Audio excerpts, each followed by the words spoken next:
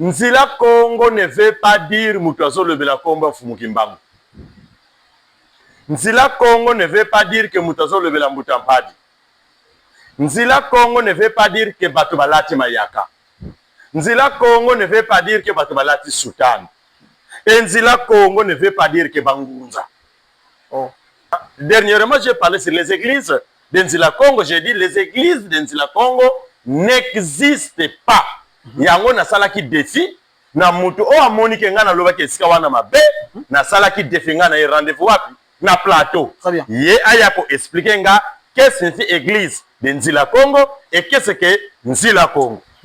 Tous ceux qui pratiquent la négativité, la sorcellerie négative, le vol, le mensonge, ils ne sont pas dans les Nzila Congo vrai. Ceux qui biso bato ko zanami tout est oyo ko kanisa. Ni ne seli to sala. Yangone tozo yoka passe. Ceux qui tozo mona lelo ba mangomba etondi oh les églises de Nzila Congo nga ezo pesa kanga kanda. Ce sont des gens qui n'ont pas même pas eu le temps.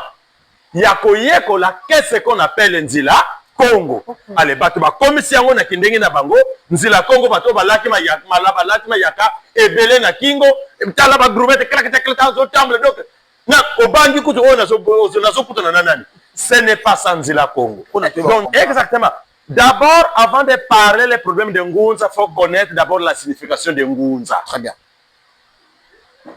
Si vous, ceux qui m'ont dit Ngunza est là qui signifie, beaucoup de gens qui donnent la signification, c'est le bango. Ngunza mutu amonaka, Ngunza mutu bazobi kolani. Ngunza volia ngombete. Oui. Il y a de certains Ngunza bazawa. Na mona mingi ba interdit ça ngulu. Bon, ngulu wana pe bon talakaka. C'est wana to kotango tanto kota na Congo. Parce que dans l'évolution spirituelle, il y a une chose qui précède avant les interdictions, les enseignements. Très bien. Lorsque vous n'êtes pas enseigné, dans le monde spirituel, on vous considère comme un petit enfant. Très bien. Mais au moment que vous allez commencer à faire des enseignements du Congo, c'est à ce moment-là on va commencer à vous donner des lois et des principes pour être en contact avec de certaines génies. Qui a Salankwa Mazayou, qui tomanga, qui a Nkwabunzimbu, qui tomanga ko. Nzila Congo imosiena. Ce qui te soit entre nous, nous sommes plus dans le Nzila Congo. Nous allons parler de Nzila Congo sans pourtant connaître Nzila Congo. Wana te komi bansongi Nzila. Bansongi Nzila.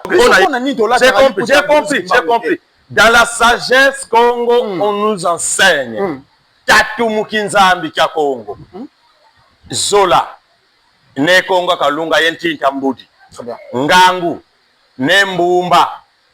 Le Dieu créateur. Avec la couleur jaune. Et Mbouaki. Nempungu. Avec la politique. Et quand il s'est incarné sur la planète Terre, il a pris les formes de trois fils Nsaku, les grands prêtres, Mpanzu, les grands scientifiques, et Nzinga, la politique. Voilà les trois couleurs. La couleur de Nsaku Nefunda, c'est la couleur bleue. La couleur de Nkulumpanzu, c'est la couleur... Ne confondez pas les Poutafoum Kimbangu. Boko Tsongwe Panabiso.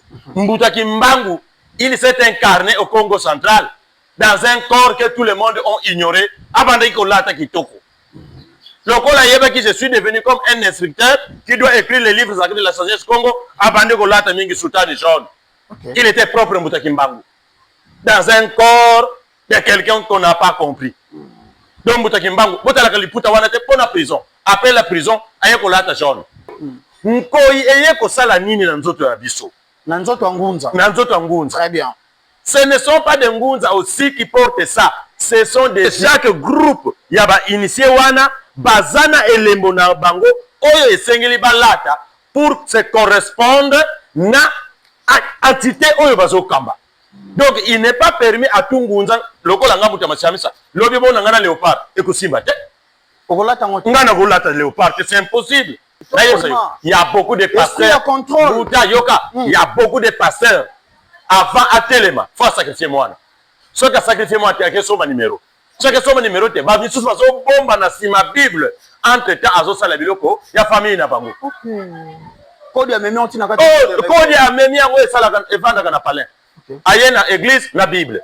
ndenge ba église catholique basalaka ba prêtre catholique basalaka nini église catholique basalaka ndenge ba prêtre soki baye na la messe aza na bible na maboko soki azongi na ndako na ye basalelaka bréviaire bino mpona nini bakabaka bréviaire na kati ya église catholique bréviaire ezani eza livre sacré ya pepe ya baromain esika babomani na bango ezali baye kolalisa bino na pongi na bible bango moko baza na bréviaire po bréviaire eza na bréviaire oyo bapesaka na bapasteur na baabe ya mindele eza na bréviaire oyo bapesaka na baabe na bapasteur ya bayindo donc pouvoir oyo basalelaka ya bango bango kopesa bino yango te soki olingi yango fo sacrifier yango bozomona biloko oyo ozomona ya bankoyi na bisango mpe basacrifiaka wana c'est connu de tous eza na baoyo bokokende kokonsacre engunza avec poso ya nkoyi pour qu'il soit qui roi eza grade politique. Très bien. Na sens soki aza politicien oui faut topesa biloko wana bankoyi wana c'est normal mais ngunza celui qui sera dans le temple pour enseigner le valeur spirituelle nkoyi ye kosala nini na nzoto na ye. Si vous n'avez pas des enseignements, kaluna ya alako, vous allez mourir aussi pauvre. Tel que bolobaka bino moko kino Congo mu kinkole. Kia kinkole? Kinkole kia muntu kantete muntu. Olobi? Votre mental, si vous n'êtes pas encore décolonisé mentalement dans votre tête, vous resterez toujours colonisé. Bongo nguma bozola tangote ponani. Kaka lion. Kaka nkoyi nde ba. Kaka nkoyi. Bikolo bikoti yango na yango. Et puis bangaka peka na nkoyi konchimba. Kibulu kitubokilanga ko munchimba kubwala. Kyo kifanaka na kyo kinyawo. Ba misusu mbala kwa veili. Donc kaka batrace na bango ekokana na nkoyi yango bozomona ke frère roi azate fort roi donc bangaka nsimba kwa balweti katibeno ti nkoyi eza na nkoyi te mwaki bulika fioti kwa bamisu balatini yawo bamisu balatini bini yawo pili apa kusikale bino benya nkoyi o bansetre na biso bautaki tokundola buso mbokango kitoko mbokango mokengeli na ngokoyi kasi baye ya Kongo balingaka bakwena bango te batikaka bachasseur babomaka bango ndenge batika bakanga prêtresse kipavita ndenge batika bakanga mfumu kimbangue ndenge batika bakanga baboma batumbanga lumumba na muzeka bila lobilobi la reine Dondo Baron Massima Foutila na wesh Bakola Lusam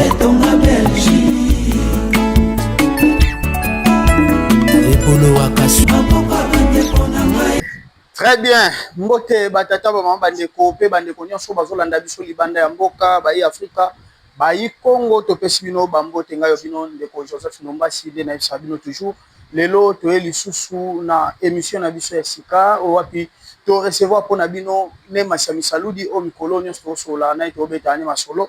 En tout cas azawana lelo to kolobela bongo nzila Congo pe le Bukongo na kati wanto mikofungwa mana mwa ba enseignement nde boyeba comprendre nini o babengi wa enseignement ya nzila Congo pe nzila Congo ezali nini nde bokoyeba ngo na émission. Merci mingi na partie technique ezali assuré na Newangi wana yende mutawasimbila biso ba image mikolo. En tout cas tozozwa ne Masiami Saludi yenge kenombuta yenge okukwalekela o makongo tukakunsundi na tekumbamba lwangule mamulanza pangala Kongo imuna Kongo tukakumbwekete yaka Kongo Kongo jeto jane lukengo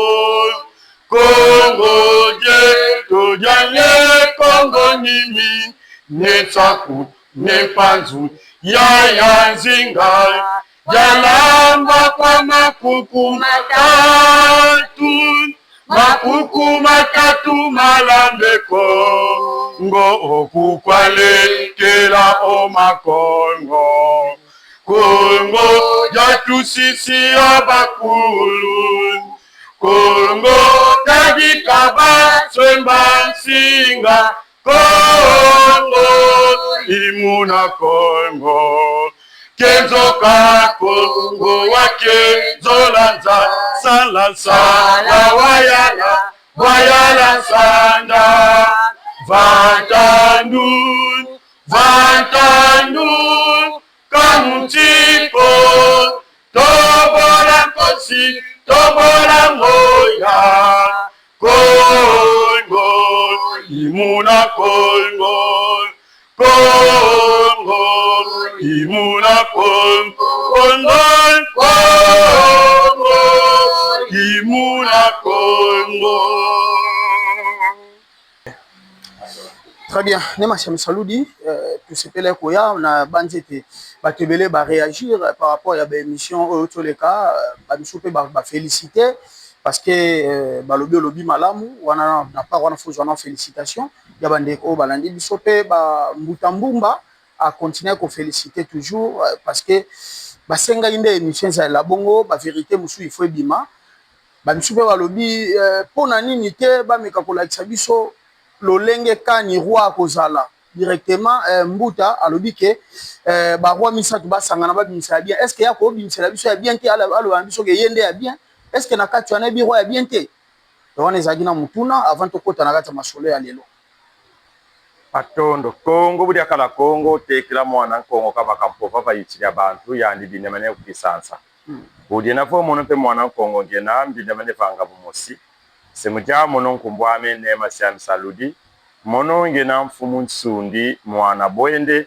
bambuta yeba yaya yenge kena yenge na sepeli mbutandomba si par rapport d'abord des félicitations pour les autres bon ils peuvent me féliciter ou pas mais merci na ba oba féliciter merci pe na ba oyo ba féliciter ba fingi ba lobi oba lobi parce que ce n'est pas de leur faute. La faute, c'est parce que nous manquons la connaissance ou les enseignements du Congo. À ce qui concerne Oba Lobi, que Yengai peut-être les vrais rois divins, Bakulubeto Baovo, Konso Kuma, Umenanga Nti, Ntibu Umenanga Kausanga Mazu. Kanti Kuma Kubuanga Nti, Mazu Kukalanga. Voilà la réponse. C'est-à-dire, et si quand c'était Ibimaka, et ça la kanango makeleleke.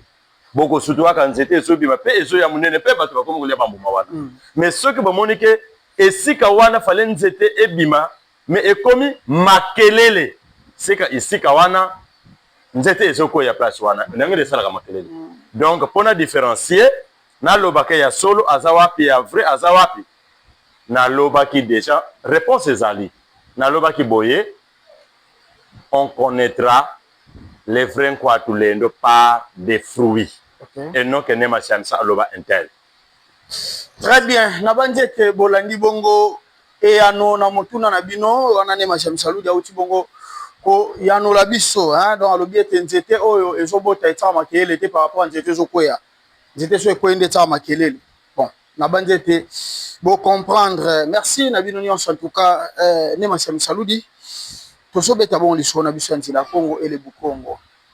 Alors nini obabengi nzila Congo? Matondo Mutamuntu. Une très belle question. Très bien. Je vais parler plus qui Congo. Parce que na yebi ke bande konanga mingi obakolandango. Baza ba Congo. Parce que les autres peuples peuvent dire que donc nzila Congo ezaka pona ba Congo pona biso batu mususu te. Mais nous allons éclaircir. Très bien. Nzila Congo, Inchi. Nzila Congo ne veut pas dire Moutazo le Bela Comba Fumukimbangu. Nzila Congo ne veut pas dire que Moutazo le Bela Mbutampadi. Nzila Congo ne veut pas dire que Batubalati Mayaka. Nzila Congo ne veut pas dire que Batubalati Sultan. Et Nzila Congo ne veut pas dire que Bangunza. Oh. Parce que Fumuyi Sungunza Yakala. Maome Ngunza Yakala. Buda Ngunza Yakala. Bambuta Kimbangu Bamunembe Mbazulu. Banensa Zulu Akanda. Banaki Mosi Banefunza. Zingunza Zakala. Alors, tuenaye Ngunza Zena mu Islam. Tuenaye Ngunza za Buddhiste. Tuenaye Ngunza za Hinduisme. Tuenaye Ngunza za Christianisme. Tuenaye Ngunza za Judaïsme. Et tuenaye Ngunza mu Bukongo. Alors, Nzila Congo ne faut pas donner Nzila Congo une définition que batu bayebi Nzila Congo te o bazo pesa la biso. Yango tozomona, dernièrement j'ai parlé sur les églises de Nzila Congo, j'ai dit les églises de Nzila Congo n'existent pas. Yango na sala ki défi na mutu o amoni ke nga na loba ke sika wana mabe na sala ki défi nga na rendez-vous wapi na plateau. Très bien. Ye aya ko expliquer nga qu'est-ce que signifie église de Nzila Congo et qu'est-ce que Nzila Congo. Pour le Boukongo, prôné par les anciens sémites noirs depuis l'Éthiopie, l'Égypte jusqu'à nos jours. Nzila Congo, Nzila d'abord c'est quoi? Nzila c'est le chemin. Congo étant le nom de notre Dieu. Nzila Congo veut dire Nzila Nzambi. Ok. Nzila Congo veut dire Nzela ya tata Nzambe. Alors, mutu ozo kende esika tata azali. Ceux qui ozo kende matadi. O kende wapi? Nazo kende matadi. Falolo bana nazo kende kansangulu. Me olobi bala moko matadi. Me na kata nzela ya matadi wana avant koma matadi. Kansangulu, Kisantu, Mbanzangungu, Kimpese, nazo kabanani ya mnene. Après ok, matadi. Donc Nzila Congo pesa bongo. Nzila Congo c'est vous allez droit à notre Dieu. Parce que chaque peuple bazana appellation na bango oyo tata Nzambe apesa et pas y'a ancêtre Obaya Liboso. Donc nous, notre Dieu s'appelle Fumu Oma Congo. C'est pour cela, Nzila Congo veut dire Nzila ya tata Nzambi. Donc tous ceux qui pensent que Nzila Congo, Mutualati Mayaka. Nzila Congo, Mutualati Sultan. Nzila Congo, Bato Bazalaka Babola. Mubola na Nzila Congo Azalakate. Ce sont nos pensées négatives sur le Nzila Congo. Tout le monde a dit Nzila Congo, Bazalaka. Nabango batumoko basanga mbongo. Donc Nzila Congo eza Nzela ya tata Nzambe. Dans le Boukongo bavo Nzila Congo Inzila Nzambe. Nzila Congo Inzila Nganga Kia. Nganga Kia c'est quoi? C'est un initié du Boukongo.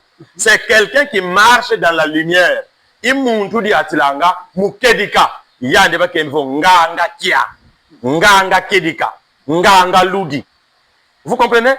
Donc, un initié, quelqu'un qui est dans le camp de l'Nzila Congo, côté le mousso Kinganga, il devient maintenant la lumière. Nzila Congo, Nzila Nkudulu Mumpeve. Nzila Congo, Nzela o ezo koli sabatu na molimo. Très bien.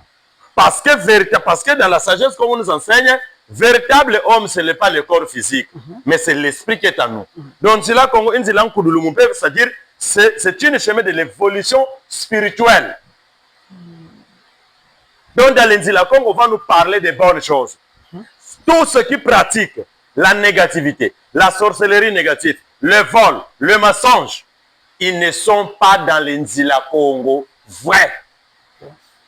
Tous ceux qui se contredisent, parce que dans l'Nzila Congo, on doit nous apprendre kokende epa ya tata Nzila Congo inzila inatanga mwana wa vila mukota munkalasani ya biza ye sandi ne Congo kalunga walungila mubapo ye biabio.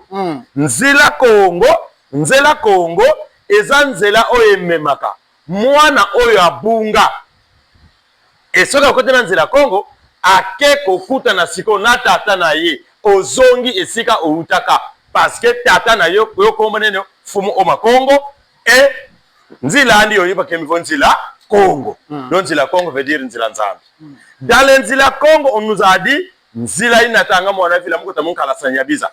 On nous a dit Nzila Congo Nzila Nkudulu Mumpeve. Parce que dans l'évolution spirituelle, mutu akozala na vision mususu. Vision ne veut pas dire que komona kaka makanisi. Ndenge ya kozalela. Parce que dans le Nzila Congo vrai, moi je ne peux pas dire que dans l'Nzila Congo, on va nous montrer que Dieu est le premier riche au monde. Très bien. Ce qui biso bato kozanami tout est oyo kokanisa. Ni ne sengeli to sala. Yango tozo yo kapasi. Ce que tozo mona lelo ba mangomba etondi oh les églises de Nzila Congo nga ezo pesa kanga kanda. Ce sont des gens qui n'ont pas même pas eu le temps. Yakoyeko la qu'est-ce qu'on appelle Nzila Congo. Allez, bato ba komisi yango na kindenge na bango, nzila Congo bato balaki ma yaka ebele na kingo, tala ba groupette klaka zo tamble donc na obangi kutu ona zo kutu na nani. Ce n'est pas ça nzila Congo. Donc nzila Congo eza nzela moko ezwaka mutu azaki na désordre a komisi penza mutu ya solo. Parce que vous êtes maintenant évolué spirituellement. Na kati nzila Congo. Et ne esika toko yako yekola soki boke kuna tango bokoti na nzela wana ne veut pas dire que bokomi tango bokomi pa tata nzambe et loko ekozala kuna babengi yango kombo siko Bukongo. Très bien.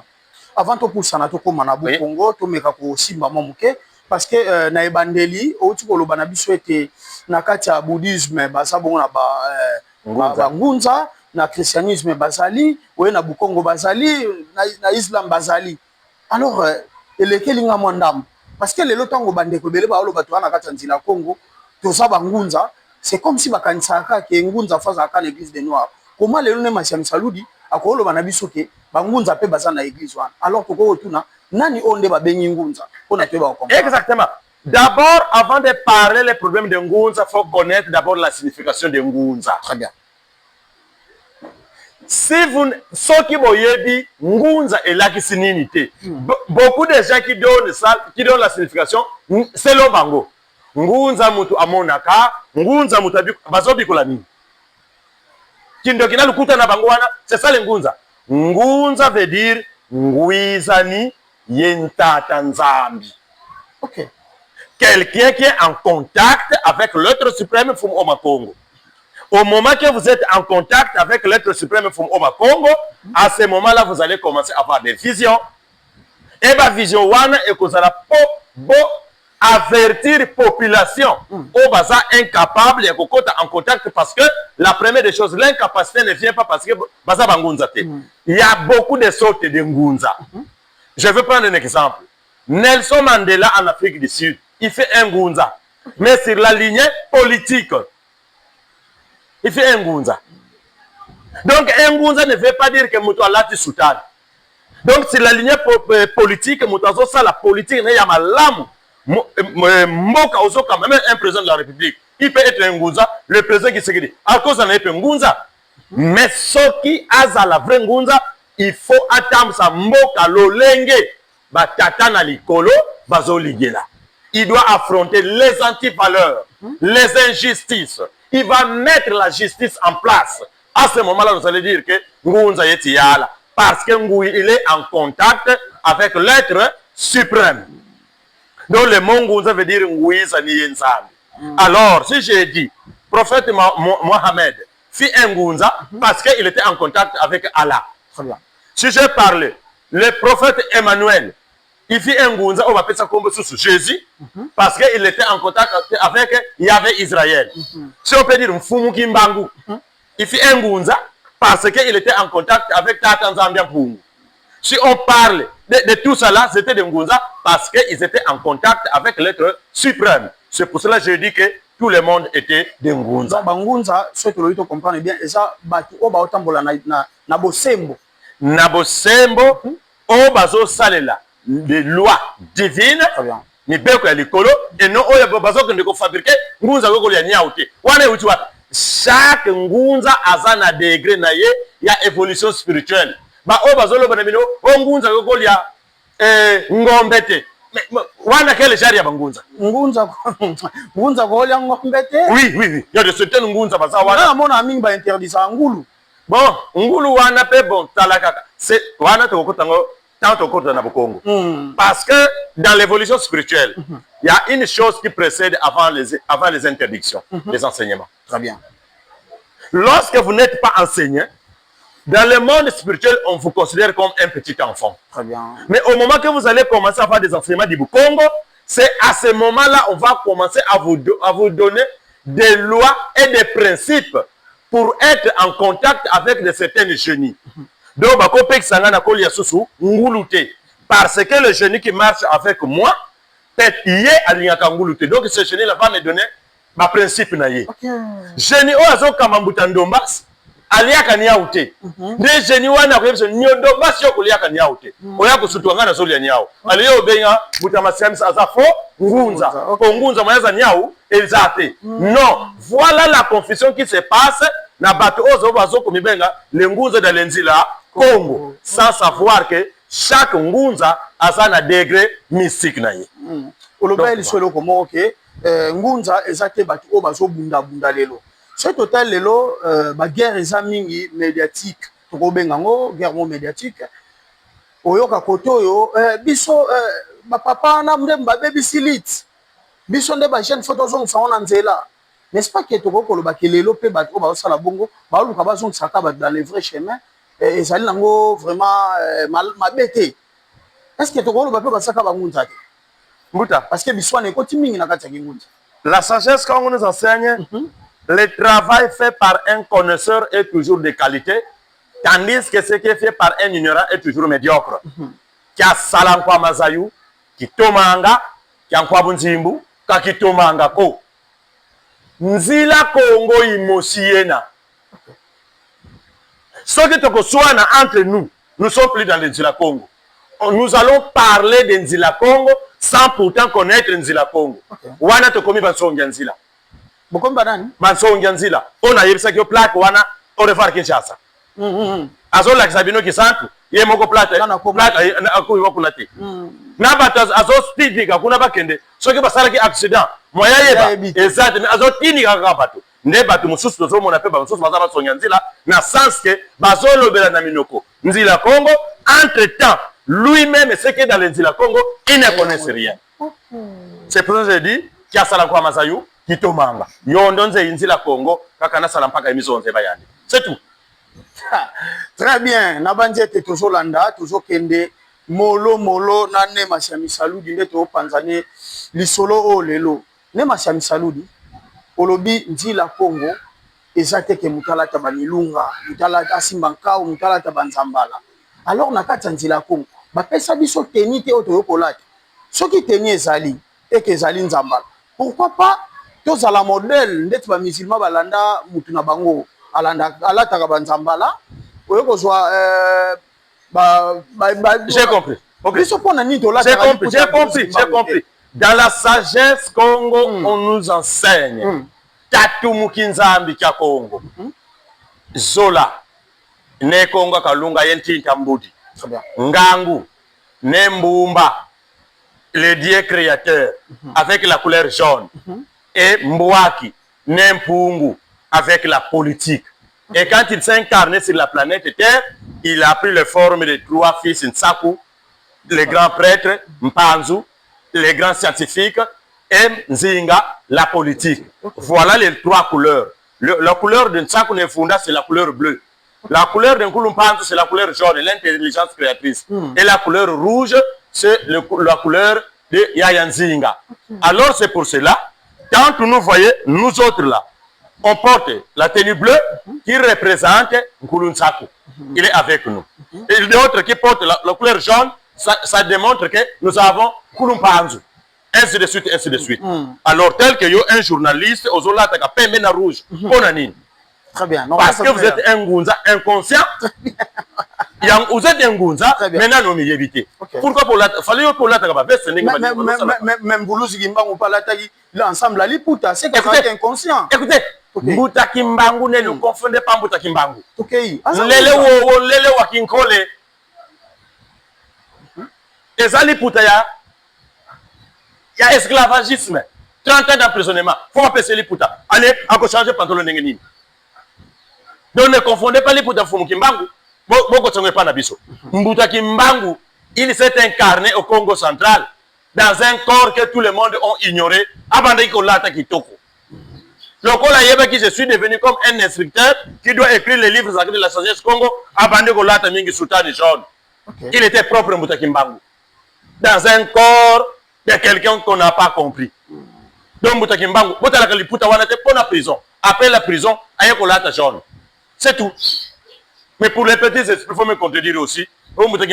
Ça attend pour eux. Mais les lois sont totales dans milliard bangunza et tigali pena bongote. Peut-être on peut si définition ou bien signification, il y a ba couleur na ba personnage. Mais les lois sont totales les lois ngunza koya na epalati bankoyi koyi akotine nango na kati ya kilongo asimpe nzete alatine pe kotia nkoyi n'est-ce pas que ça kanyon c'est ça babilo na bino ya bango okuta koloba na bino to biloko na bino il y a le pouvoir spirituel, il y a le pouvoir familial. Très bien. Chaque famille ndenge tolobaka likundu ezamabe. Mais famille ozangi kindoki likundu famille eko vivre te. Parce que biloko nyonso oyo tozanango yandi fo mono ine Kongo kalunga walungila mubabo ye biabio. Nkoyi eye kosala nini na nzoto ya biso? Na nzoto ngunza. Na nzoto ngunza. Très bien. Ce ne sont pas des ngunza aussi qui portent ça. Ce sont des initiés banganga. Ok. Parce qu'il y a des groupes de banganga. Nous avons des nganga monimambo. Nous avons des nganga ngombo. Nous avons des nganga nkisi. Nous avons des nganga buka. Donc chaque groupe y a ba initié wana bazana elembo na bango oyo esengeli balata pour se correspondre na entité oyo bazokamba. Donc il n'est pas permis à tout ngunza lokola nga muta machamisa lobi bona ngana léopard ekusimba te okolata ngote ngana kolata léopard c'est impossible kona nini eza yanga te eza elembo d'abord ya famille na biso te okay pe eza elembo na ngai kali mutatu kumbote ka Kongo mono mufitira nkulu tsako ne funda ya faikela donc mukenza ngina kwenda toujours donc ngina salela na ko salela oyo eza na porte onga na bimila donc oyo na ekokuta na famille na biso même côté papa ceux qui na côté paternel nanga basana nkoyi kuna eza yanga ete pona fona kende kolata ko et loko wana fo akende fo ekende na muta kozala lokola chef de famille sur le plan mystique parce que chaque famille ndenge to sa awa na famille na bino bino bozana mutu o abundela ka bino na butu très bien contre ba famille mususu bazala kaka bazali ti lelo christianisme bomma biloko wana o kanze ba pasteur ni il y a beaucoup de pasteurs Bouta yoka il y a beaucoup de pasteurs avant atelema faut sacrifier moi ce que sacrifier moi te ke soma numéro ce que soma numéro te ba misusu bazo bomba na sima bible entre temps azo sala biloko ya famille na bango kodi ya memi on tina kati kodi ya memi yango esala evanda kana palais aye na église na bible ndenge ba église catholique basala ka ba prêtre catholique basala ka nene église catholique basala ka ndenge ba prêtre soki ba ye na la messe asa na bible na maboko soki azongi na ndako na ye basala la ka bréviaire bino pona nini bakabaka bréviaire na kati église catholique bréviaire ezani eza livre sacré ya peuple ya ba romain esika ba bomo na bango ezali baye ko lalisa bino na pongi na bible bango moko basala na bréviaire po bréviaire eza na bréviaire o ba pesaka na ba pasteur na ba abbé ya mindele eza na bréviaire o ba pesaka na ba abbé na ba pasteur ya ba yindo donc pouvoir o ba salelaka ya bango bango ko pesa bino yango te soki olingi yango faut sacrifier yango bozomo na biloko ozomo ya banko yiwa na bisango pe ba sacrifiaka wana c'est connu de tous eza na ba o ba sacrifiaka te mais pourquoi faut ba sacrifier ba entité o ba salelaka ya bango te po christianisme eza ya bisote pozala yango bomonaka un prêtre avant abanda ko célébrer faut basala ba cérémonie o basalaka na place ya kobombama makambo nini eleka kuna eloko liboso ba photo ba mbutaki mbango ya vita bazalaka nango place ba konsekaka bango ba nyataka ngo ba prêter serment na ko sala bato oyo te ale bazwi biloko ya bango ya Rome ba mamiki bango yango bomonaka bango ba symbole ya ba osoka azana médaille te ba pesier chapelet ya Marie azanani ancêtre na biso Marie azanani entité na biso même Marie oyo bayekolaka na Bible eza sirène wana efandaka na île de Patmos soki bolingi batala na Apocalypse de Jean Jean tango akendaki na île de Patmos nde akutanaki na sirène ebimaki na kati ya mai ayebise makambo nyonso omoni criez aux sept églises qui sont à Éphèse, en Asie, Éphèse, Macédoine, ainsi de suite. Pourquoi pas ange outaki likolo ta ko sa jama kambome si ange wana e utaka na mai. OK. On comprend biloko wana? Voilà. Donc ba o bazolata bankoyo bangunza mon frère bazo ça la confusion entre pouvoir ancestral familial na kingunza. Très bien. Omoni siko makambo ndenge ezali. Donc c'est un peu ça. Très bien, na banzete to zubiano to kotimwa mingi na kati ya kingunza ngo aya na babilo na bino bolata lelo to komi basobie kangunza bazwi batie poso nkoi na se aniati poso nkoi na ebite so ko bie kama bangunza pe sala magabongo ne masiani saludi babie kangunza ndenge nini parce que to a toujours na mambanzi la Congo to kota bukongo sima. J'ai dit encore et je le redis. Le travail fait par un connaisseur est toujours de qualité. Mais ce qui est fait par un ignorant est toujours médiocre. Beaucoup de consacrer un ngunza avec Poso Yankoi pour qu'il soit qui? Roi et sa grade politique. Très bien. Na sans ce que ça politicien, oui, il faut que ce biloko wana bankoi wana. C'est normal. Mais Ngunza, c'est lui qui sera dans le temple pour enseigner les valeurs spirituelles. Nkoye ko sala ni nzoto na ye. Hein? Bile moza ebele, basale la kape nguma. Nguma lisusu. Mais nguma. Eza elembo na biso. Oyoko ke ndeko kozwa maki nguma. Yango boyoko kuboma. À l'époque, on appelait ça Mbanza Mboma. Mbanza Mboma veut dire la capitale là où vit des guerriers. Okay. Donc Nguma est un signe, il y a des guerriers. Mais il y a de certaines personnes qui sont là, et les moyens lions, quand les moyens lions, Nguma sont là, t'as pour l'année. Kaka lion. Kankoi ndeba. Kankoi. Bikolo bikoti yango na yango. Et puis bangaka peka na nkoi konchimba. Kibulu kitu bokila ngo munchimba kubwala. Kyo kifana kana ngo yeke nyao. Ba misusu mbala kwa veili. Donc kaka matrace na bango ekokana na nkoi. Yango bozomo na frère roi azate for roi donc bangaka nchimba kwa balweti katibeno chi nkoi. Eza na nkoi te. Mwa kibulu ka fioti kwa. Ba misusu latini yao. Ba misusu latini yao pili apa kusikale. Bino menya nkoi. Donc, moi, je ne me moque de personne, mais je dis des choses qui sont vraies. Très bien. On ne peut pas consacrer un vrai ngunza qui va enseigner la spiritualité et bon consacrer avec des signes de lion. Banyama te. Yabanyama et zapona ba garder du pouvoir. Ya famille ou bien tous alana bato oyo baza capable ya kokamamboka sur le plan politique. Dans la politique, ce n'est pas que vous allez dans le gouvernement. Makambeza est belé. Tu peux être un chef coutumier. Tu es un gardien, il y a force nabiso. Bah, toi, les photos que ça fait dans le coin. Mais c'est ça. Tu bundan pandu, tu vas bundan pandu. Il a une stabilité. Ils sont les savoirs. Pandu, c'est les savoirs. Mais ne les séparez pas parce que Nsako, avec la couleur bleue, l'incarnation de Dieu étant que l'amour, la religion. Mpanzu, la couleur jaune, c'est l'intelligence créatrice. Nzinga, avec la couleur rouge, c'est la politique qui gouverne. Donc, prenons la spiritualité, l'intelligence créatrice et le pouvoir. Ne le séparons ça, unissons ça. Parce qu'un pays qui n'a pas la volonté politique, et la spiritualité et l'intelligence créatrice, ce pays-là ne peut pas se développer. C'est pour cela, tel que le président qui il fallait, président qui s'est dit, Asala et Longo n'a pas religieux. Malgré la religion, ce sont des catholiques, et sa culture n'a bisoté. C'est pour cela qu'ils sont incapables de donner des vraies informations auprès du président de la République. Très bien. Parce que l'entité il fallait s'y croiser en contact avec Ngunza. Mais malheureusement, c'est Ngunza là, il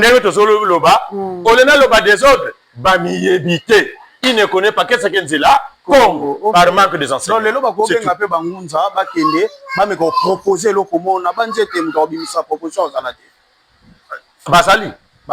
Ngunza qui sont dans les Nzila Congo, qui ont les enseignements du Congo, ils vont porter un plus. Donc en réalité, Batonzila Congo, nous devons porter un plus. Quand on dit que Congo,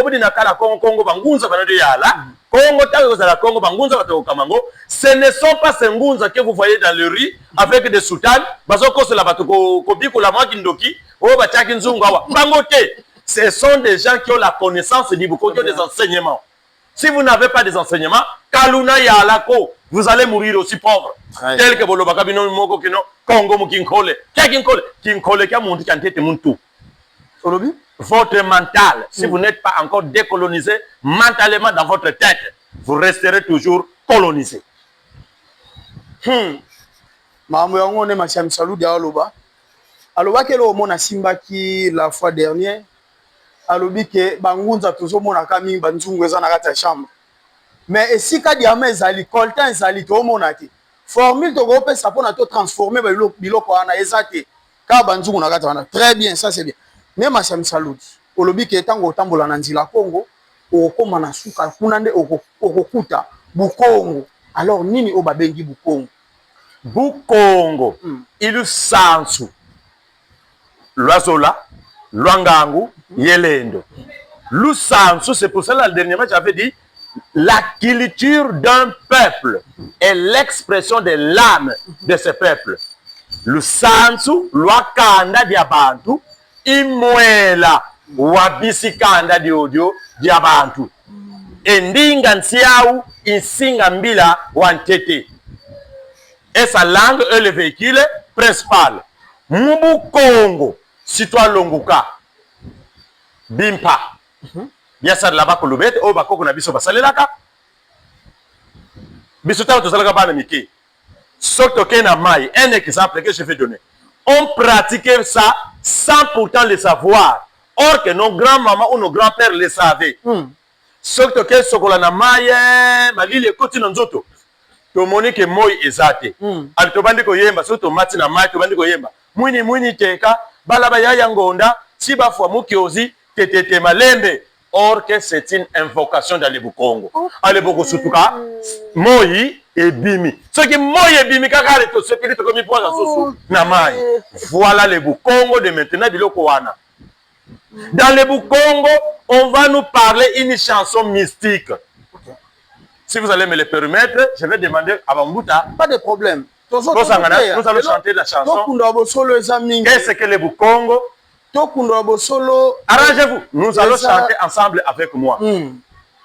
La chanson. La chanson que nous allons chanter dans le Bukongo.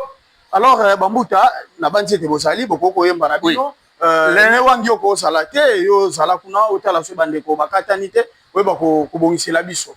Ya. L'un des chansons du Bukongo que nous allons chanter. Ngele ngele munzila Congo. Ngele ngele munzila Congo.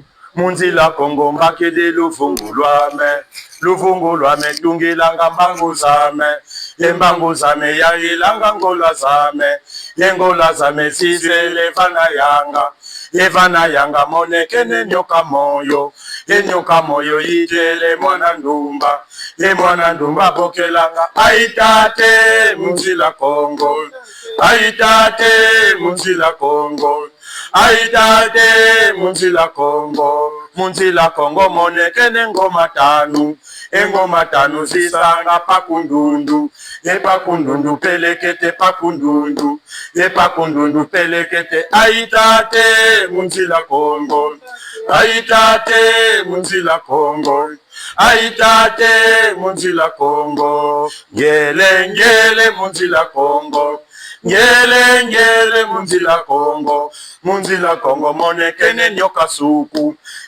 suku ine kivana mongo salama nekwela diame difeni kya kwa moyo kenzolanga nza ya mvimba kembelanga talankembwe munzila Congo talankembwe munzila Congo talankembwe munzila Congo monekene elunga tanu nifeni kya kwa moyo kenzolanga nza ya mvimba kembelanga talankembwe munzila Congo talankembwe munzila Congo talankembwe munzila Congo. Très bien, merci beaucoup. Merci en tout cas.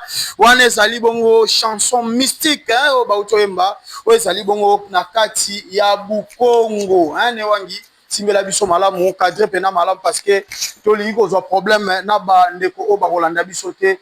Ne masiami saludi na banjete to tu kolanda bongo loyembo wana. Alors meka ko expliquer biso et pour zo ngara kati ya Bukongo. Bien. Soki toyembi loye na kota muzinda ko expliquer loyembo wana atali ko bungisa makambo wana ngele munzila Congo je m'en vais et je m'en vais dans l'enzila Congo alors nakolinga to limbo la nzembo wana mukolo mususu très bien ko wana ekolia biso tant parce que ekokata mate wana nakopesa mo pena mobimba nango exactement donc on a parlé du Bukongo dans le Bukongo j'ai dit muna Masayu masola mangango na pesi exemple tangu tusalaka bana mike mwini teka bala baya yangonda siba fomu kiosi tete malembe donc nzila Congo eza naba je nzila Congo muvwidi zimbila des prières des invocations pour être en contact avec les génies de la nature. Très bien. Mais lelo na nzila Congo bato nzila Congo bakomi kaka mbila kaka Mamisusu mokanda moko ya makomi oyo mfumu na zemi ya komi ya Bukongo asana ngote tala bakaye na ndako na ye zimbila bishika zobeta bambila yebi na yeke enseignement ça kuna pour que azala contact na bajeli wana ayebi yangote yango ezobota lelo kindoki ya mabe yango ezobeta lelo soki toswani kaka na ye na kubaka le ombasu OK donc pour yebi da ba formule yebi azana enseignement ndenge na ko salela ngote. Donc tous ceux qui font ça, on a tinde que le tonnerre. Yebake azana nzila Congo ya soloté. Il se prétendre d'être le nzila Congo, mais il n'a pas les enseignements du Congo. Quelqu'un qui pratique le Congo ne peut pas manipuler l'énergie de la nature en vain pour nuire seulement à tes frères. Très bien. Lorsque vous faites ça, vous êtes un sorcier négatif. Camouflé sous couvert ya nzila Congo. Camouflé sous couvert de Bukongo. Bukongo balakisaka nguya mabeti. OK. Balakisaka nguya esika bitumba ezali. Neta wana to ko binisa force. Menango awa kaka tozana badisio entre nous, ongana ko kangisa yo, ngana ko sala yo boye. Zela na ko tin le bord. Yeba ko wana ndoki. Ayeba wana batinda wata na este, ba oboma bande ko na biso. Ba force nini. Soki baza ya solo. Bazo se camoufler na nzila Congo et dans le Bukongo. Or que dans le Bukongo on nous a dit Munzila Congo, Nzila Congo, Nzila Nganga kia. Un initié du Bukongo qui a le Bukongo en lui, il doit apporter rien que la vérité et la lumière là où il y a l'obscurité. Très bien. Donc Mubu Congo, si toi longuka, Kinzambi, Kiaba na tata nzambi kwa bakulubeto. Donc na Bukongo netoko yekola, Kibonzambe o tata nzambi apesa et pas ancêtre na biso. Na katia Bukongo, netoko yako yekola bingana biavana tata nzambe mpo kwa bakulu betu donc de ba parabole masese bon ndenge to lobaka qui ame ivoire qui est ka ivoire qu'est-ce que ça fait les miens ça m'appartient mais les nôtres ne m'appartient pas et ça loi oyo ba pesa kana muto agarda ka mbongo ya lisanga très bien qui ame ivoire qui est to kavwako c'est un langage symbolique des grands initiés ou bien kufu wakondwa bizimbu wakondwa biswaki ngwaku kaba kunganda ko esika bazotonga yo me bazolobela taleno tamandefo wizidi yandika banzi litibu kasilu atanga mbwaki tikapenesta mutina aliyo moniki bazolobela tamandefo or ke bazolobela yo papa ya barbe nemo tegele ko lata rouge zo kaseke to banga yo donc ce sont des paraboles comme ça la sagesse c'est ça qu'on appelle la sagesse Congo. Donc c'est dans le Bukongo on va apprendre tout ça là.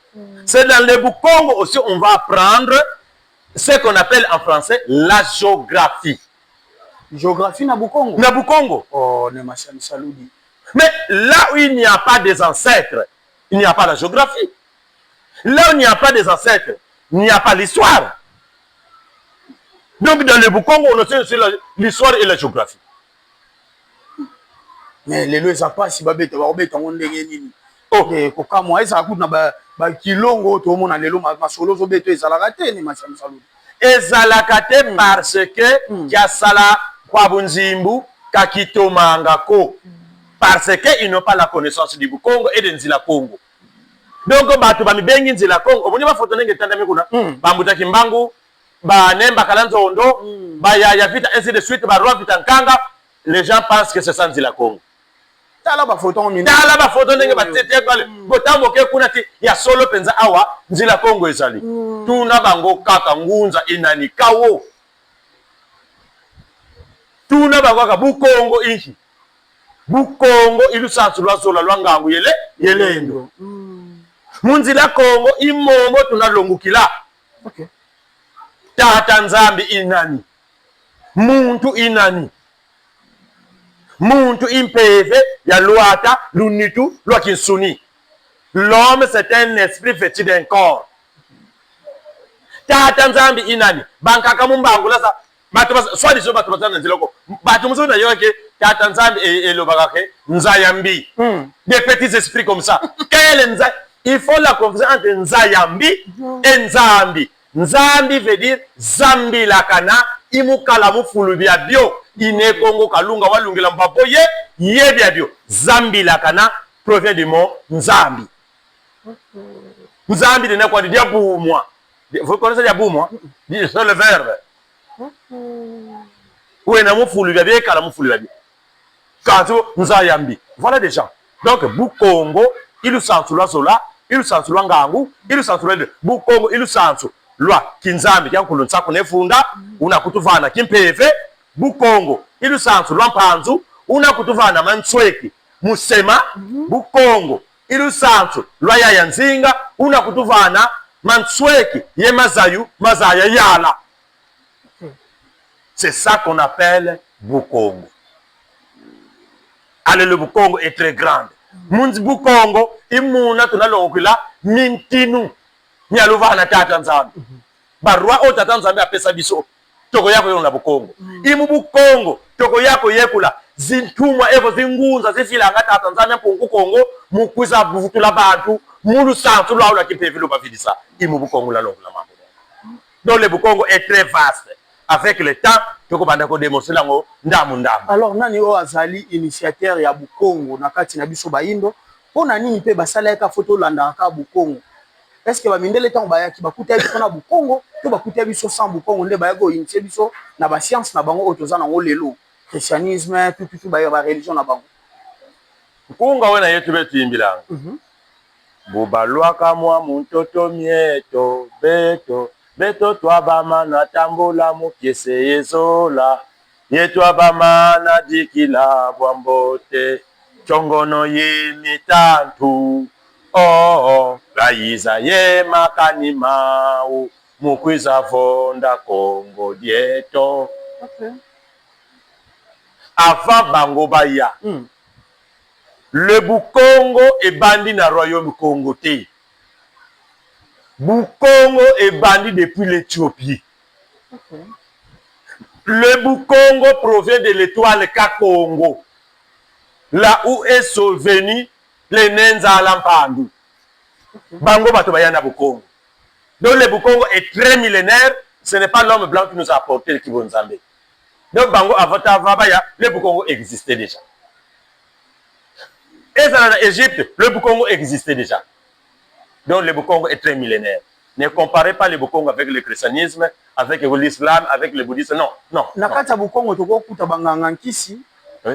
Toko kuta pe banganga nzambi. Oui. Et quoi ça ndeni? Banganga nkisi. Voilà. Nkisi c'est quoi? Bon, tous on a lingala. Parce que ce que tu as dit que somba bilongo na pharmacie. Tu as dit que somba nini na pharmacie na lingala? Kisi. Ba o bazoteka bazanani les vendeurs ya kisi. Bazoteka kisi. Ba o basali to bengi bango banani. Basali kisi. Siko kisi wana ezobo mabati. Soko l'exidose et sali au passe. Okay. Soko lié au melidose ya malamu te. Malade moye si la paix ezate. Faute ya banani. Ya bate o basali.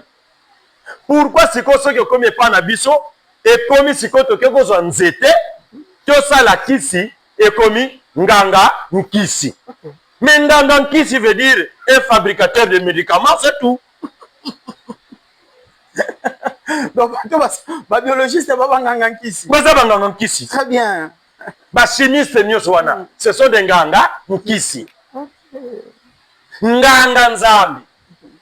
Ne monsieur Misaluri c'est nganga nzambi. Parce que maintenant j'enseigne le Bukongo. Que j'ai reçu auprès des grades d'un grand Gourianganga. Mouandansemi. C'est que ne Mouandansemi a pris auprès des grands Gourianganga, les gardés du Bukongo. Moutampadi. Et Moutampadi, c'est qu'il a eu. Au grand Gourianganga, Fumukimbangu. Et c'est que Fumukimbangu, c'est qu'ils ont donné les grands Gourianganga. Bambutambumba, Bambutamatai, Bambutamatua. Moi, je suis Gourianganga. Parce que j'enseigne le Bukongo aux gens. Pangurianganga na sens que nani la kisake ngane mutu na yedi ba entele ba yedi te un grand prêtre te na sens wana te donc ngangurianganga mukilongo nganga nkisi un docteur c'est ça nganga buka de wakaka okay nganga buka docteur infirmier okay ba bigisa wako nganga moni mambu ba oyo baza ba clairvoyant bango mosala na bango kaka komona lokola ba laboratoire. Dans les Kingunza, on a des laboratoires qui détectent maladie et witiwapi, qui détectent cause ya makambo oyo nani asali yango. Bato bazali ba visionnaire wana ça qu'on appelle banganga moni mambo. Nganga ngombo. Ngombo eza mukisi. Esika babombi eloko. Yesu kazuka nsamba kazu tondo lusibu. Na biloko seka bandi ko beta yefo a découvrir fo amona esika babombi eloko wana. C'est ça qu'on appelle nganga ngombo. Ale biloko nyoso wana biso tolobaka eza kindoki. Kindoki par rapport à quoi? Par rapport au manque de connaissances. C'est pour ça que je dis le travail fait par un ignorant est toujours médiocre. Voilà notre médiocrité. Par manque de connaissances sur le Bukongo.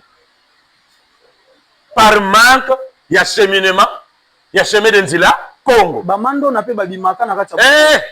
Ndona, eza appellation coloniale. Oh, tous ceux qui disent qu'il y a vite fait Ndona, ce sont des petits esprits, des petits esprits. Il y a vite n'était pas Ndona. Ndona, il y avait des Ndona Benjamin, Ndona Béatrice. Banani bato pesa combien Ndona Béatrice.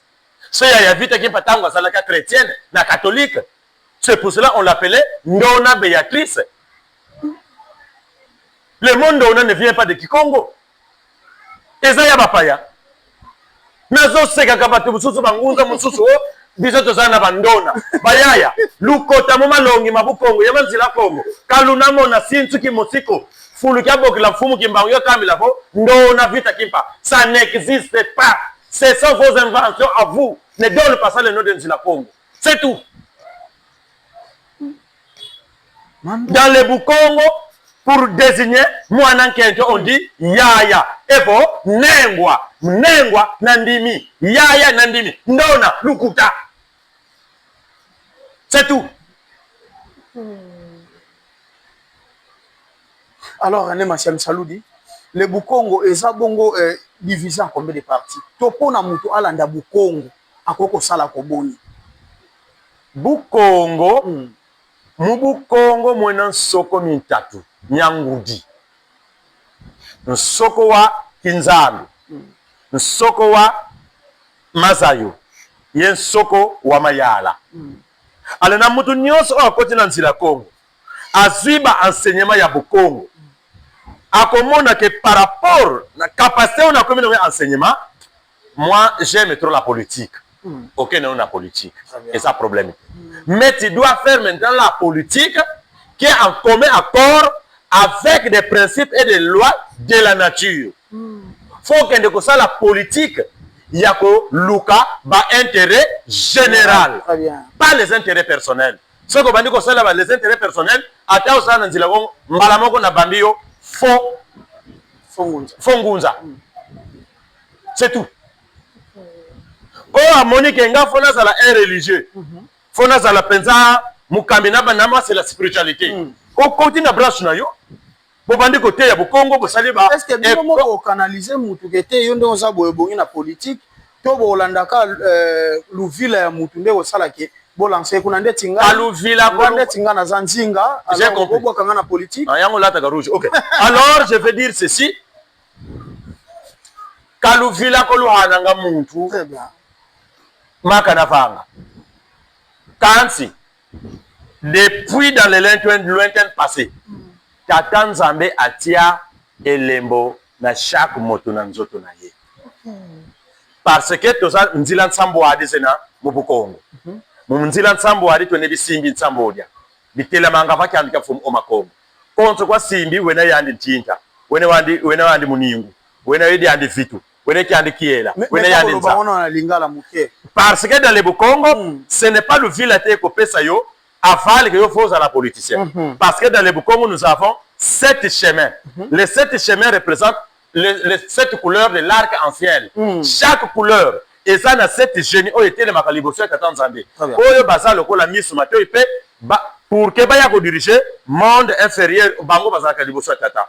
Alors chaque moto toza na 7 grands esprits et tout le monde sur la planète Terre batu bazana simi na bango na porte na bango oyo babimilaka. Donc ngalo kola na bimilaka na vitu yankulu ntsakone funda. Je vais faire que la religion. Donc mututa ko yoko pesa ngake yo faut la religion. Mais à travers les enseignements de Bukongo, dans les élations que j'ai reçus, c'est ça qui m'a donné la force que non, moi je veux appliquer rien que la spiritualité. Mais mususu wana toke Mbuta muimba ye petit ngaipe mengana sana nga muyimbidi. Do ye nanga tozwa kaka eloko moko. Mais to ya komona ba mbuta tosolana au début pas. Mbuta ngana zo s'intéresser plus na politique po bi eloko otatanza mazak tia katina ye elala elamuki eloko ane komiko lakseke matangu na fandi na somona na sana ensemble na bandoto tozoloba. Allez mbala moko debita oyo c'est ça c'est un politicien. Allez il faut azwa sikoyo malongi babu Bukongo bumayala. Est-ce que vous comprenez? Pour que ayeba sikoyo ndenge nini bakamba kambo mboka sur tous les plans. So kepe na baye o bazana ngambo ya kizinga. Kizinga politique o bazana ngambo ya science mpanzu okobanda ko sentir que tango lali azunzete oyo soka sangiseka ba apesi malade esili. Okay. Ah, tout le monde que ça ce sont des savants. Tu comprends que azui oyo alami boye abimsi likidi moko boye. Mbuta ya ba kukinse mi bena. Allez, il faut bazo siko initiation, comment être en contact maintenant avec des génies créateurs pour que bango ba bima siko yo ba savant. Ne biloko wana ba mindele basalaka. Biso to so biloko wana to buaki. Kaka na nzela kangala ngande ngunza za bosoba. Ngunza ebi ata formule mote a eska utite. Merci na Masiam Saludi. Alors tokomo ke na biso na suka na Masiam Saludi nini ezangi pona totika combien minutes 8 minutes. Très bien. Nini ezangi pona ko meka ko sangisa ba nyonso bazana kati nzila Congo oyo yebi pona bomeka ko sala biso mambo malamu po la tsabatu nzela ata bo créer école initiative te mais bomeka ko créer eloko mwa malamu pona la tsabatu nzela. Bon mbuta muntu eloko ya liboso ko sangisa biso nzila Congo iye Bukongo esili ngakutu nazana posa mangoma nyeso bomango olobi nazana posa to boma mangoma nyeso wana toza la kana centrale moko après mususu wana ekomba sous paroisse ainsi de suite c'est tout. Mais wana bomi kopa baninga na bomi omoni siko nzila Congo na omoni teke makambo onga na zoloba na oyo zoloba ya bakopo wana za différent. Munzila Congo mona kopu ko munzila Congo baovo tomisa muntu muki PV tomisa muntu muki Suni. S'ils sont dans les vrais nzila Congo, alors il est temps de banda ko mettre le programme de développement en pratique. C'est tout. On a masama kamba bakopo esili nango. Omoni eloko lobi déjà wana ko diviser biso. Kopo na nzila Congo ya solo. Alors ngana yapo na kopo na nzila Congo te. Kopo na ngana ya mulombo ye couturier. Toko sala mwa commerce. Tozo sala boye. Wana nde kopo na biso na palais. Mais na kilongo kya Congo toza na posa batu nyonso bazala na boyebi oyo pour que toza la capable peut-être ba savant tozo luka ba savant na mboka. Ba savant ba bazana bango. Tozo luka ba scientifique bazana bango. Tozo luka ba politicien bazana bango. O le tokende kozelaka muta ndomba sabota mwana na Belgique abota mikuna akoleli kuna atangi kuna bongo tina aya ko lwa député awa na minute oyo toko bamba ye boro moko kozonga noki parce que mabela ya kokamba yebi yango te après akozala modi député mais presque ba nyonso bazo kokamba biso ba yebi na bango mabela on bien te ba koli mingi na ba koti yango bosomona sikoyo lelo olie botia esika mutu oyo abongi ayebi pasi ya population il fallait nga ndenge na tambolaka longwa quartier okoma bitabe ti ndenge nazokokendeka mikolo mingi na aéroport tala na nzela bana basi bateka na balabala poto ezali bangusu bazali mais tala biloko bato bazoteka eza na poto pona nini bazangi misala o bana basi bakomi ba bordel bachele ce n'est pas de leur faute parce que le pays n'a pas de bons dirigeants batie la biso ba société ce que beaucoup mona susu bana basi na kati ba hôtel bafandi bazozela ba appel et cause la société. Voilà un vrai politicien mutoko ko kamamboka. Courant ya pamba awa fale mérite to sombi essence. Mais to sana barrage ya courant na inga. Et comme mi balé inga 1 inga 2. Zongo pa zalaka. Délestage chaque jour. Où est la part des politiciens? Pour nini? Atanga na États-Unis licencié en économie. Ah bah yeko chaye député. Mouta sale économie ça la député. Mais député qui parle, députation qui parle en mode. Avec moi l'air vient. Ça c'est un message que je vais lancer. L'air vient. On croit tous les temps tous les députés. Faut qu'on l'envoie. On va mettre des chefs coutumiers et des chefs de village qui seront maintenant des députés. Oh, bah on va tanga bolongwa. Bon mettre place na bato batanga te. C'est dans la culture et la spiritualité, ne bato ba na capacité spirituelle élevée, ba ko sikoto ko tana place. Total mboko ko tamula nini. C'est tout. Ba problème makambu na makambu ne mashami saludi na banjete to komi na suka émission alors na poko le kaboité sans que na meka otuna question parce que bato belé batuna biso bangunza bazolo banini parce que dialogue yango ezolo bama na mboka na biso na Congo toza na pembagalunga te toza na nite toza na Congo to ana na nzoto na mai nyonso ozo sama to mona ngweza na Congo alors catholique ndem tazwa toujours les devants batuni biso question bangunza bazolo banini banda bakanga bino nzinga ti lelo ba ko libérer te catholique ko tika te bino pe bomeka ko tambusa pe dialogue on bomeka ko tirer les choses au clair au peuple à mon clair. OK, réponse ça na mo pousser. Le malheur est que et ils ne savent pas qu'est-ce qui se prépare dans le monde spirituel. L'ère de la démocratie a pris fin. Nous sommes maintenant à l'ère de la théocratie. Dans le monde spirituel, ils ont un plan que le monde matériel ignore. C'est tout. Émission Nabiso Sili, merci. Et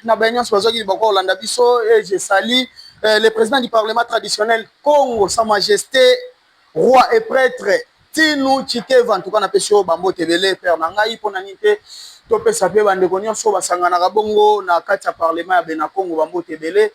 Ngaïna Bino, Soki, vous nous invitez à Zongité, Tokutanape, Lobby. Bye.